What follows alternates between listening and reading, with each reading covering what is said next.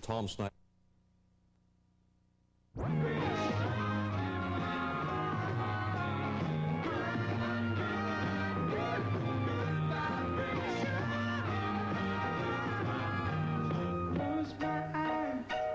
She's somehow closer now. Softly smiling, she must be kind.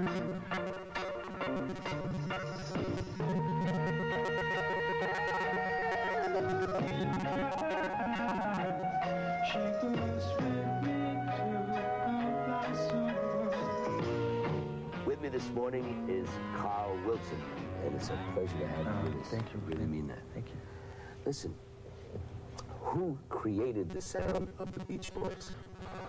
Oh, I'd have to say Brian. Brian was the genius behind the whole sound and everything. Right? He created the model, so to speak, and all of us kind of carried it out. It's a combination of all the voices and, you know, just the chemistry of it. You know, Brian Wilson was the genius who wrote the memorable songs about surfing. But as you'll see right here, it takes Dan Aykroyd and John Belushi to get him on a surfboard. Are you Brian Wilson? Yes, I am. Good afternoon, Mr. Wilson. We're from the Highway Patrol Surf Squad. Hello. Brian, we have a citation here for you, sir, under Section 936A of the California Catch a Wave Statute. Brian, you're in violation of paragraph 12. Failing to surf, neglecting to use a state beach for surfing purposes, and otherwise avoiding surfboards, surfing, and surf. Surfing? I don't want to go surfing. Now, look, you guys, I'm not going. You get your hair wet, you get sand in your shoes. Okay, I'm not going. Come on, Brian. Let's go surfing now. Everybody's learning how. Come on a safari with us. Let's go. Let's go. All right. Okay, let's go. Let's go surfing. Come on. If everybody got lost across the USA, then everybody be surfing like California.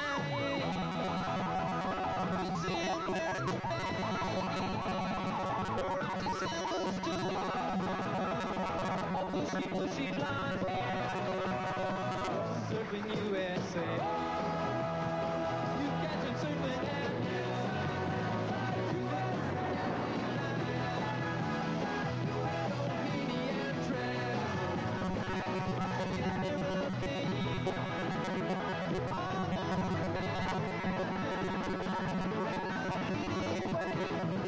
Okay, Mr. Wilson, here's your way.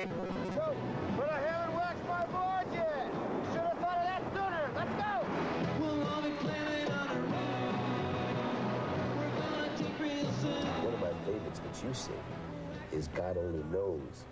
And Brian wrote that, right? Yeah, in 7 minutes. In 7 minutes? Mm-hmm. Did he write that specifically for your voice? No, he just wrote it. It just came out. He was sitting at the piano. There's no specific intention for you to sing it or for anybody to... Well, after he finished it, he wanted me to sing it. So he did write it then, in a sense. Oh, it just was very spontaneous. Yeah, well, yeah.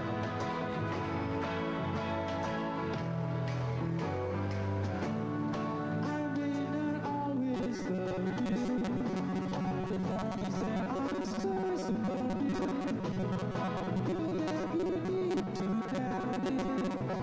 I'll make you so sure about it. God only knows what I'd be without you. If you should ever leave me, then I would still believe me.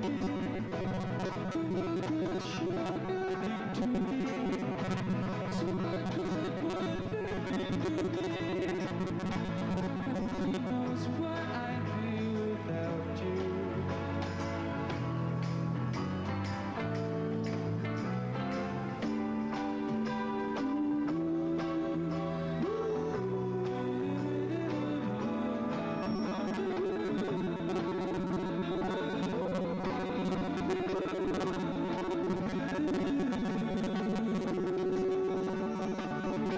He knows what I'd be without you.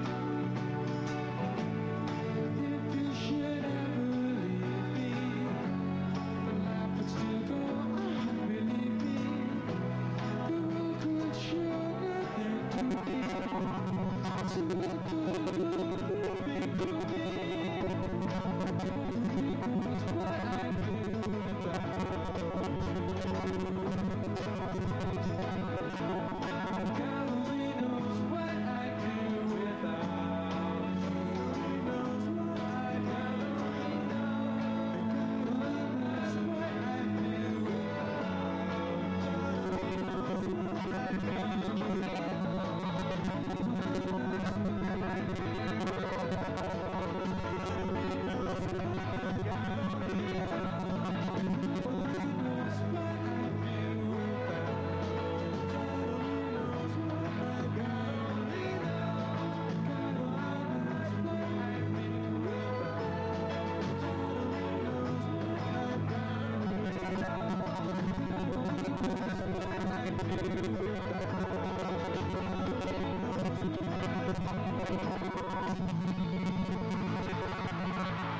What about your father, Barry Wilson? What did he have to do with getting the group started? Oh, he was so supportive and loving.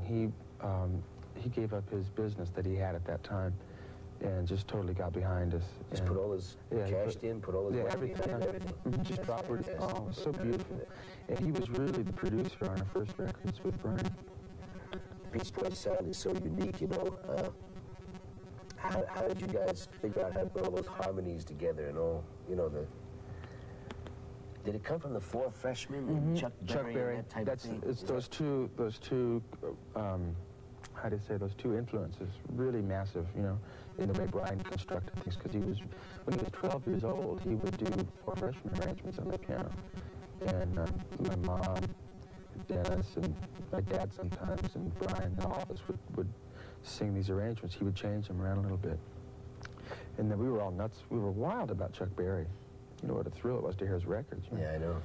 Beautiful. And so it was kind of those two elements there. And then as Brian started to evolve, and as we all did musically and grow in that way, then we took on more of our own sound.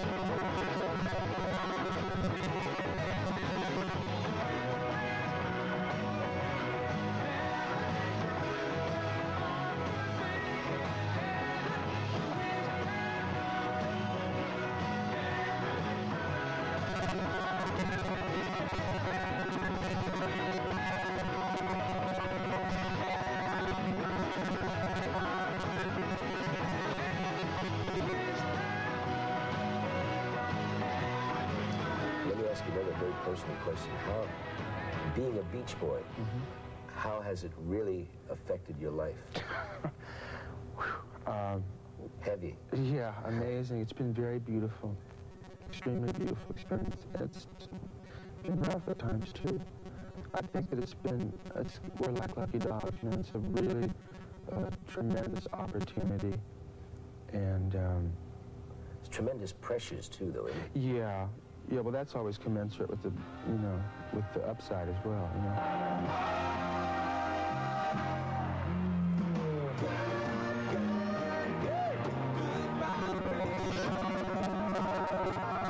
I'd like to thank everyone for all their love and support. It's been very beautiful and meaningful experience for all of us, and we love you.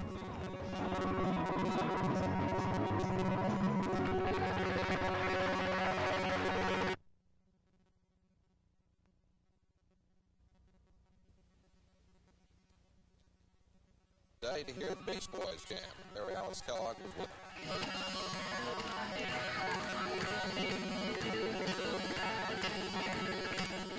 California is a long way off, but for New York Beach Boy fans, today could only be described as surfer heaven. The Beach Boys, celebrating 15 years together and record sales of more than 30 million, gave their first free concert ever at the Great Lawn in Central Park. And why New York? It's because New York has been so good to us. God, we love people here, and we just want to kind of give some of that love back. The fans, in a frenzy of goodwill, returned the compliment. Is their music really different from most of the stuff you're hearing today? Yeah, it has a lot of meaning to it, and it's good words. Yeah, and it's got a good beat. Definitely get into it. Yeah, it's a lot better. It's not garbage. It's really good music, you know? You can really jump around and stuff to it. So you don't think they're a 60s band? No, they're with the music today, you know, they got good stuff. It'd be great if they've been around for so long.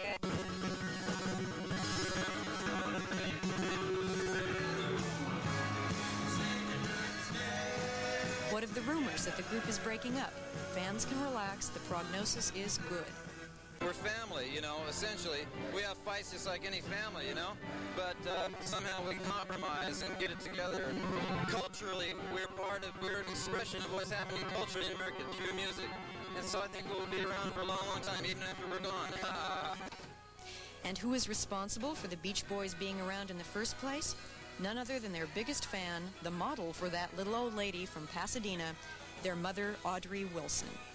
I think they're unique. I think they're tremendously talented, and they just have, I think they have a magic. How do you feel when you're out there and you see 150,000 people brought to their feet when your sons come out? Absolutely overwhelmed. Really. And it never ceases. I'm always overwhelmed.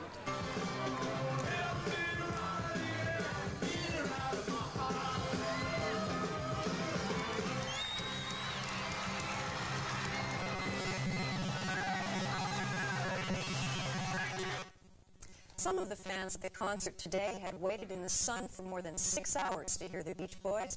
They seemed not to mind it at all. When the concert was over, a local radio station handed out plastic bags, and all the litter was picked up by the fans. In the words of one of the group's most popular songs, the whole afternoon had been fun, fun, fun. Jim? I don't know if this means anything to you, but it was the only rock group I was ever able to take. An advance.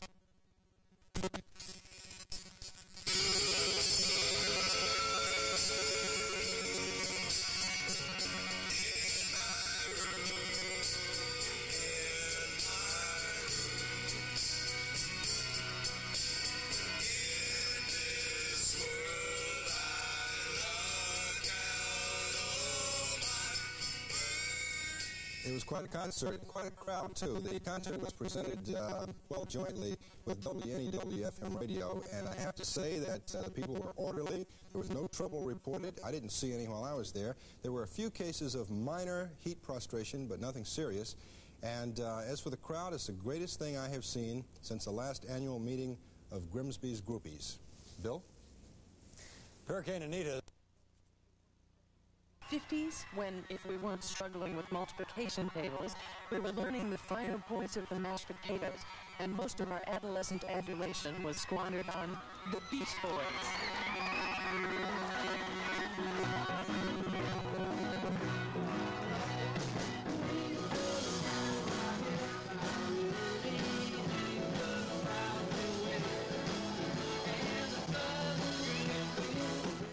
The Beach Boys, stanchions of the rock generation, and still able to turn Central Park into Surf City, USA, with a snap of a VHF speaker. Funny thing was, most of the overflow lunchtime crowd had not been born when the Beach Boys were at the top. No nostalgia trip for them, but they knew all the words. Do you know that the Beach Boys have children older than you? No. What does that do to you? What does that do to your image of the Beach Boys? One time I was playing in Madison Square Garden, matter of fact, and a girl who couldn't be more than 9 years old was jumping up and down screaming at the end of the concert. There's no way we're going to do any more songs. We just finished Fun, Fun, Fun, which is the last song. Yeah, everybody. So, and then, and she's jumping up and down in her seat, on top of her seat, so she's as high as the other people.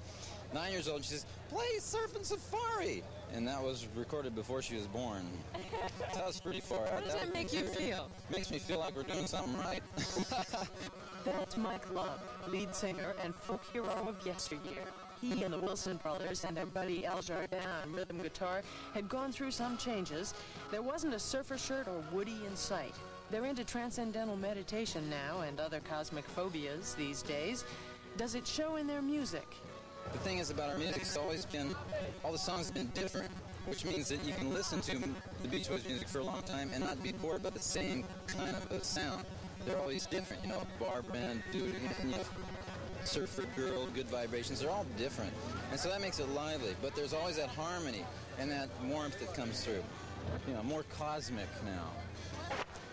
It doesn't sound more cosmic, just more surfy and more Beach Boys and more.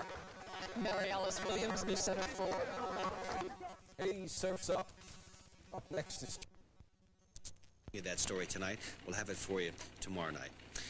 There was a time not so long ago when every Southern California teenager shared one thing in common, their love for a singing group that not only captured their ears, but their lifestyle and their fantasies as well.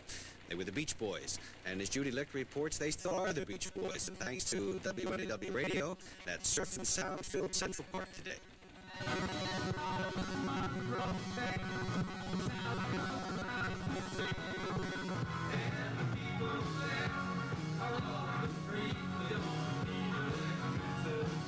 It was the early 60s when the Beach Boys burst upon the scene with their songs made up of perfect fluff, songs about sun, surf, and teenage love. Everything was fun, fun, fun till Daddy took the T-Bird away.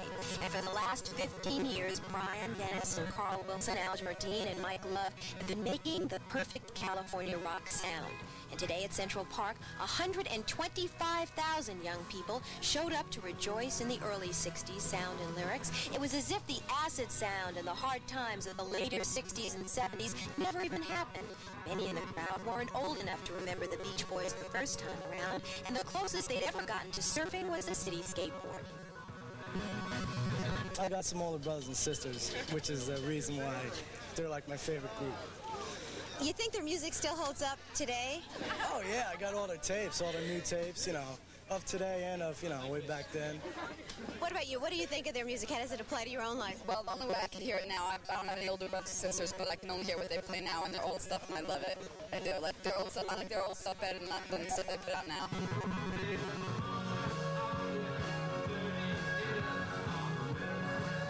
I came here because I remember Woodstock, I was there, and I remember those rock concerts, and there haven't been that many good ones around. And I think it's a great opportunity for people my age to get together and really enjoy some You were in music. the original music, Woodstock? Yeah, sure. You think this is reminiscent of it? Yeah, I think the festive atmosphere of it is really reminiscent of it.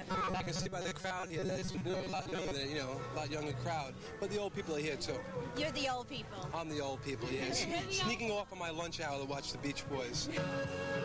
After a summer of blackouts, mass murders, and incredible heat, it was good to hear the surf was up in Central Park today, a sign that the 70s may indeed still be a time of good vibrations. This is Judy Licht reporting.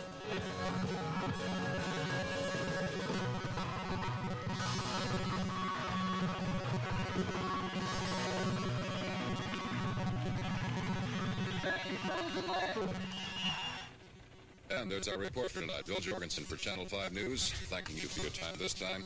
Until next time.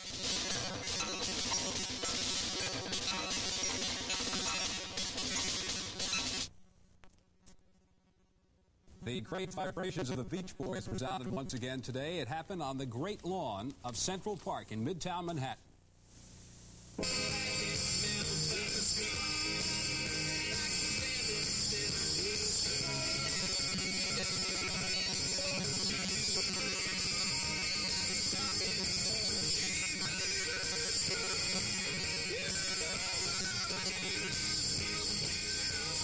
More than 100,000 people paid no attention to the muggy weather, but stomped and swayed just like California girls and boys from the good old days, which aren't so old.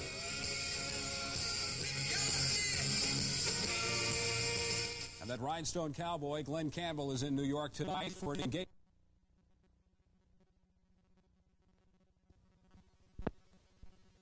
In 1961, one of America's most durable rock groups, the Beach Boys, started their careers in pinstripe button-down collar shirts while they sang about California girls and surfing USA. 15 years later, they continue to have an enormous following, but have changed, just like the times.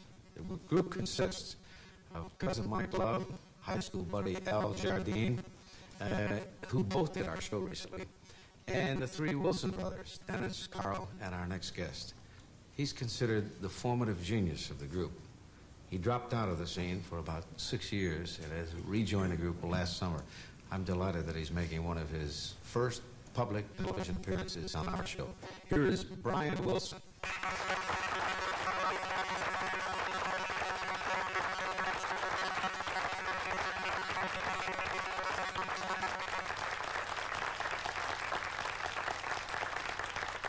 One, two, 1, 2, 3. We come on the sloop John B., my grandfather and me. Around Nassau town we did roam, drinking all night. Got into a fight. Well, I feel so broke up, I wanna go home. So hoist up the John B. sail, see how the mainsail says. Call for the captain ashore, let me go home. Let me go home. I wanna go home, yeah, yeah. Well, I feel so broke up, I wanna go home. And he got drunk, broken the captain's trunk. Constable had to come and take him away. Sheriff Johnstone, why don't you leave me alone? Yeah, yeah. Well, I feel so broke up, I wanna go home. Okay. Poor cook, he caught the fit, threw away all my bread.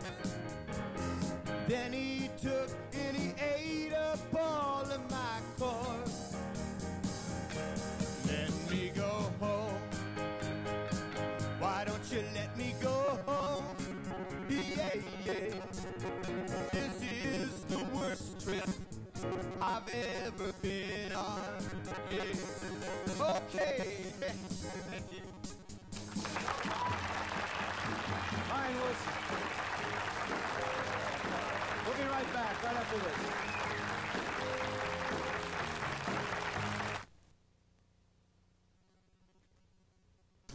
I was just telling Kevin how much you enjoyed the poem and everything.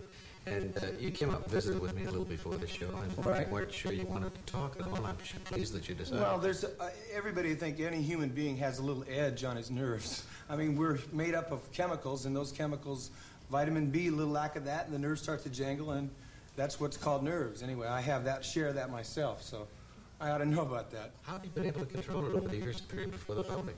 Well, I think it's basically a matter, I think it's all a matter of meditation. I think if you meditate, take 20 minutes a day, you tend to calm the nervous system way beyond what you're used to. I mean, it's, there's a market effect. Just like it's the difference between normal and 10 cups of coffee. I mean, meditation is such a gas of a thing for the nerves. I do that every day, and it's definitely... How is it different from self-hypnosis meditation? Well, they're both similar in that you go under. There's a process of going under. Meditation basically is a process by which you refine the nervous system through using a mantra, which in my case, I'm not supposed to say my mantra, especially on national TV. Maharishi says, keep it yourself in mind. It's Ain Nema, Ain Nema, Ain Nema. And it's like over and over again. Pretty soon, there's no real literal meaning to the word Ain Nema. So as you think of it, your mind isn't associating with anything. Like apple, you think of a red fruit. You think of car, you think of a shape. With Ain Nema, they give you sound frequencies, which tend to relax the nervous system. Anyway, this sound takes you far away from what we call reality. And we're used to reality as sounds, the outer world, horns, people talking, thinking. And when you use this mantra, you more or less depart for a while. You take a little vacation from reality. And so I'm very happy I could speak a little